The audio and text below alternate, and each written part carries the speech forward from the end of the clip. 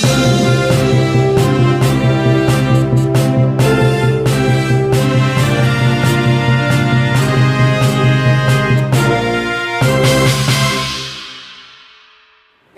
kembali lagi bersama saya, orang lembur dari negeri Antah Berantah ya. Sekarang saya sudah berada, kali ini tempatnya jelas ya. Sekarang saya sudah berada di lokasinya di depan gedung DPR ya, di negara Indonesia tentunya ya. Ini ada acara namanya tolak RKUHP, diselenggarakan oleh AJI Jakarta, Aliansi Jurnalis Indonesia. Kita juga salah satu dari jurnalis ya, cuma keluaran dari negeri Antah Berantah. Ayo mas. Ini kita barusan dapat dari salah satu pelaksana ya, lembarannya yang akan dituntut, tuntutannya pada hari ini ya, tentang pengenalan RKUHP. Tahukah Anda RKUHP berbahaya dan bisa bikin kamu kena pidana? Yang setahu saya sih salah satunya adalah tentang pasal penghinaan ya, presiden, wakil presiden ya, polisi gitu kan. Nah, kita tahu sendirilah kalau masing-masing manusia itu kan nggak boleh saling menghina gitu kan, apalagi mencaci maki atau menghujat gitu nggak boleh gitu kan. Contoh-contoh menghina itu, kamu begini, kamu begitu, kamu mirip ini, kamu mirip itu nggak boleh gitu kan. Tapi kalau kritik ya kita bingung juga ya, kalau kritik disamakan dengan menghina ya susah juga gitu kan. Itu tuh udah mulai banyak orang-orang kumpul ya. Jadi dari aliansi manapun dia mulai bergerak gitu ya, menuju ke sini ya, merapat ya. Jadi kadang-kadang kita juga bingung ya, RKUHP ini untuk disahkannya tujuannya untuk apa, kita juga nggak tahu ya. Karena juga ada, selama ini juga ada hashtag itu semua bisa kena ya kan. Jadi wajib para warga masyarakat untuk mengetahui RKUHP ini, dan kalau sudah paham mungkin mereka semua akan menolak gitu ya, ramai-ramai menolak. Nah, ini coba kita bacakan aja ya, selebarannya dari panitia ini. Tahukah Anda RKUHP berbahaya dan bisa bikin kamu kena pidana? Nah, ini ya. Ini ya, kelihatan ya. Kalau nggak kelihatan nanti bisa ditampilkan. Meski ditolak oleh publik, DPR akan segera mengesahkan RKUHP atau rancangan Kitab Undang-Undang Hukum Pidana. Ya, rencananya aturan ini akan diketok sebelum 16 Desember 2022. Padahal aturan ini sangat berbahaya karena bisa mengkriminalisasi siapa saja. Yuk kenali pasal bermasalah dalam RKUHP ini. Oh, jadi banyak pasal bermasalah ya. Bukan orang-orangnya aja bermasalah ya, pasal bermasalah ya. Makanya kalau ada orang juga kadang ngomong ini apa fungsinya itu MPR DPR gitu kan. Tapi kita juga sebagai orang yang melihat kinerjanya juga ya, ada juga lah fungsinya gitu kan. Contoh gitu kan, mensahkan gitu kan, kalau ada anggaran korden gitu disahkan gitu kan. Kalau ada anggaran untuk rumah dinas itu disahkan itu ya kan. Itu fungsinya, fungsi mereka. Terus kalau ada kalau ada anggaran-anggaran yang bikin mereka semangat itu diketok, sahkan gitu ya. Jadi mantap itu. Nggak cuma mensahkan RKUHP begini, enggak. Jadi kan ada lah fungsinya kan. Ya mungkin menetapkan anggaran mobil kendaraan dinas untuk para pejabat gitu kan. Nah itu cocok itu kan, lebih semangat gitu. Mungkin pas di dalam ruang sidang itu nggak ada yang tidur itu ya, untuk mensahkan itu ya. Mantap. Nah kalau ini RKUHP ini ini karena bisa mengatur publik ya, mengatur bahwa kamu jangan menghina gitu kan, kamu jangan mencaci maki, kamu jangan ini, jangan itu gitu. Nanti kita bacain juga. Ini dia sederet pasal bermasalah yang berpotensi menyeret Anda ke penjara. Wah, jadi semua bisa kena. Jadi encang, cing, nyak, babe semua bisa kena gitu kan. Yang di pelosok juga bisa kena. Nenek-nenek, kakek-kakek bisa kena mungkin ya kalau mencaci maki gitu kan, menghujat segala macem. Nah, kalau cuma diem aja gitu kan, ngomong tiap pagi, ngopi, makan makan gorengan gitu kan, terus siangnya kerja itu sampai sore, terus pulang tidur gitu, melaksanakan kehidupan sehari-hari ya mungkin nggak kena gitu kan. Tapi kalau komen gitu kan, mencaci maki, ya mungkin bisa aja mengkritik, itu mungkin bisa kena gitu ya. Nanti kita lihat pasal-pasalnya gitu. Nah, coba. 1, aturan terkait living law. Di Indonesia terdiri dari berbagai macam budaya. Jika pasal ini disahkan, kriminalisasi akan semakin mudah, sesuka hati penguasa daerah. Masyarakat adat akan menjadi pihak yang dirugikan. Mungkin sama kayak kasusnya Edi Mulyadi ya, kemarin ada salah ngomong dikit kan, nah itu langsung dia sidang 7 bulan berturut-turut ya. Kita juga sempat ikut gitu kan, lumayan pegel gitu ya, bolak-balik, besok sidang lagi gitu kan, nggak kelar-kelar. Mungkin Bang Edinya juga mungkin udah lelah, capek ya. Nah, tapi alhamdulillah akhirnya beliau bebas. Nah, sesuka hati penguasa daerah, masyarakat adat akan menjadi pihak yang dirugikan. Selain itu, aturan ini juga berbahaya bagi perempuan dan anak. Nah, contoh. Penguasa daerah, Anda tidak suka melihat perempuan berada di luar rumah pukul 21 malam. Suatu ketika Anda harus bekerja lembur hingga pukul 22. Anda bisa saja dikriminalisasi. Nah, jadi kalau punya anak perempuan keluar malam-malam itu nggak boleh, ya kan? Misalnya ada pejabat gitu kan yang nggak lihat, ini ada anak perempuan nih di luar rumah gitu kan, kok ngapain dia malam-malam keluar gitu kan. Nah, itu yang protes, itu pejabat yang protes itu bisa dikriminalisasi, mungkin penjara. Oh iya, lupa ya, mungkin masyarakat ya, kalau pejabat tak susah gitu kan.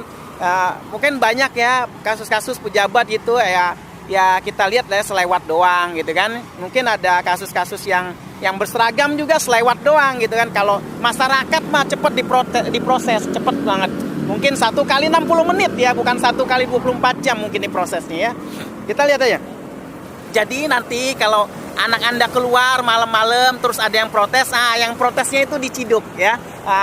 Jadi hati-hati. Jadi biarkan aja. Mau anaknya keluyuran, mau anaknya dibawa orang, mau anaknya diapain malam-malam ya, itu diem ya. Cukup cuci piring di rumah ya. Ngapain sambil nonton TV, nonton sinetron juga bisa gitu kan. Enak gitu ya. Nah, terus nomor 2 ini pidana mati. Ini aturan ini sangat berbahaya karena merampas hak hidup manusia sebagai sebuah karunia yang tidak bisa dikurangi ataupun dicabut oleh siapapun, bahkan oleh negara sekalipun. Ada banyak contoh kesalahan pidana mati yang baru diketahui ketika korban sudah dieksekusi ya. Makanya aturan ini harus kita tolak. Waduh, aturan pidana mati ya. Kalau dalam Islam itu orang membunuh wajib dibunuh gitu kan. Nah, itu kenapa? Ya udah jelas kan dia membunuh, nggak usah bertele-tele sidang, muter-muter ya kan. Akhirnya bebas gitu yang pembunuhnya gitu kan. Ya akhirnya yang pihak yang keluarga yang dibunuh ya nggak terima gitu kan. Tapi ini pidana mati gitu kan. Tapi memang juga ada tahu-tahu main tembak aja gitu kan. Seperti kasus-kasus apa gitu kan. Yang kasus-kasus itu saya pernah lihat sih, tahu-tahu barang buktinya Al-Quran, buku Iqra gitu kan. Nah, tahu-tahu terpidananya ditembak mati gitu kan. Nah, itu nggak lucu juga. Ya memang nggak bagus gitu kan peraturan pidana mati ya. Eksekusi ya. Ya ini ya agak dilema ya. Mau namanya juga negara demokrasi kan, sah-sah mereka aja mau ngetok palu atau enggak kan, demokrasi ya. Disahkan oleh wakil rakyat ya. Yang katanya wakil rakyat. Baik, nomor 3, perampasan aset untuk denda individu. Hukuman ini tentu problematik karena hukuman kumulatif berupa denda akan semakin memiskinkan si miskin dan memperkuat penguasa. Ini sama halnya dengan cara negara mencari untung dari rakyat. Jadi hukuman ini tentu problematik. Perampasan aset untuk denda individu. Nah, perampasan aset untuk denda individu mungkin seperti Indra Kents kemarin ya. Ya, bermiliar-miliar itu asetnya. Wah, semuanya pada angkat tangan gitu kan. Nah, ini ngapain? Ternyata sidang-sidang tahu-tahu solusinya malah disita asetnya Indra Kents ya. Terus yang kemarin tertipu bagaimana gitu kan? Ya, salah lo sendiri gitu. Capek deh, gitu kan? Nah, nomor 4, penghinaan presiden. ini adalah pasal anti kritik terhadap penguasa. Contoh, suatu ketika Anda ingin memprotes sebuah kebijakan yang sangat merugikan diri Anda, alih-alih negara mendengar kesulitanmu, justru yang akan kamu dapat adalah pidana. Kalau aturan ini ada, kita seolah diminta pasrah dengan segala kebijakan negara, termasuk yang berpotensi merugikan kita. Nah, itu dia ya. Contoh kayak BBM naik. Ya, memang benar ini pasalnya, nggak boleh menghina. Kan yang menaikkan BBM kan pemerintah, bukan presiden ya. Jadi harus sesuai gitu kapabilitasnya, nggak boleh menghina. Oh, presiden ini, presiden itu nggak boleh, nggak cocok gitu ya. Nggak sesuai kriterianya, karena dalam kita sebagai umat beragama itu nggak boleh saling menghina gitu kan. Tapi kalau kritik boleh gitu kan. Tapi ya kalau nggak berani kritik, udah mending diam aja di rumah. Telur naik ya 30.000, udah diam aja. Yang penting bisa kebeli ya. Terus nanti BBM naik 15.000, terus naik lagi 20.000, naik lagi 25.000 ya, sampai nanti kita 1 juta seliter ya, itu diam aja, tenang, nggak usah bergerak, nggak usah apa-apain ya, santai-santai aja. Toh memang kenyataannya kan jatuh, lihat boleh kameramen ke sebelah sana tuh, santai, lihat kan. Nah ya, hidup normal aja gitu kan. Mau naik berapa, mau naik 1 juta seliter juga nggak apa-apa, bebas aja gitu kan. Rakyat aman-aman, tenang, nyaman gitu kan. Walaupun gajinya cuma 1 juta sebulan, untuk bayar BBM habis dong misalnya ya, sebulan habis gitu kan, buat bayar bensin untuk ongkos kerja gitu kan, habis juga gitu kan. Ya, tapi ya nggak usah, kalau nggak berani kritik nggak usah komen gitu kan. Nah, nomor 5 sekarang, penghinaan lembaga negara dan pemerintah. Hampir mirip dengan pasal penghinaan presiden. Pasal ini adalah pasal anti kritik. Penguasa negara ingin diagung-agungkan seperti penjajah kembali. Wah, ini kalimatnya juga ini dapat dari sana ya. Saya bukan buatan saya loh. Ini udah saksi ada itu kan. Dikasih ini tulisannya tuh semua. Ya. Ini saya bacain doang ya. Jadi nggak enak nanti kalau nuduh kamu buat ya, kapan nyetaknya begitu kan? Ya, orang ada kok di sini. Gimana sih diberikan gitu sama tadi panitia ya tuh RKUHP pasal karet. Iya kan? Nah, jadi diagung-agung, penguasa negara ingin diagung-agungkan seperti penjajah kembali. Wah, enggak juga gitu kan, karena pemerintah kan sudah bekerja keras untuk menaikkan harga-harga gitu kan, demi kesejahteraan rakyat gitu kan. Jadi karena rakyat sejahtera, negara bisa jalan normal gitu kan. Ya kalau yang wajib bayar pajak ya wajib bayar pajak gitu ya. Jangan sampai nunggak gitu, kasihan pemerintah nanti mau beli mobil dinas nggak kebeli, ya kan? Mau beli gorden nggak kebeli, jadi harus beli gitu ya. Nah, keren itu, harus terus digaungkan. Jadi memang kalau pemerintah itu, penguasa itu harus diagung-agungkan ya, seperti raja gitu kan. Memang mereka kan hidupnya bagai ya gimana ya? Kita juga susah ngomongnya ya. Ya namanya juga pemerintah ya kan ya. Mereka kan dipilih oleh rakyat dalam negara demokrasi ini ya. Suara Tuhan, suara rakyat ya. Mereka kalau sudah terpilih ya menjalankan apa amanat rakyat gitu kan. Nah, meskipun apa kenyataannya ya begitu ya. Jadi ya walaupun penguasa negara ingin diagung-agungkan, ya nggak seperti penjajah gitu kan. Ingin diagung-agungkan. Contoh misalnya saya punya teman, woi kamu ini keren banget gitu. Nah, itu kan bukan diagung-agungkan, itu kan memuji gitu kan. Nanti ada juga yang kayak raja tahu-tahu apa mic-nya dimatiin gitu kan, beda itu beda ya. Saya nggak sebut nama di sini ya, saya cuma sebut kalimat aja gitu ya. Ada yang mic-nya dimatiin, itu siapa? Aduh, banyak gitu di acara-acara apa itu mic-nya dimatiin gitu, lupa sudah. Nah, nomor 6 sekarang, nomor 6, contempt of court. Pasal ini harus dicabut ya. Kalau kadang-kadang lidahnya keluh ya maklum ya. Tadi pas jalan kita belum sempat minum, belum sempat makan gitu kan. Maklum kadang-kadang karena ekonomi agak sulit, duit di kantong tipis, saya sisain untuk bensin aja. Jadi harap maklum. Jadi kalau datang ke sini ya karena ingin membantu para pendemo ini untuk menyuarakan pendapatnya ya.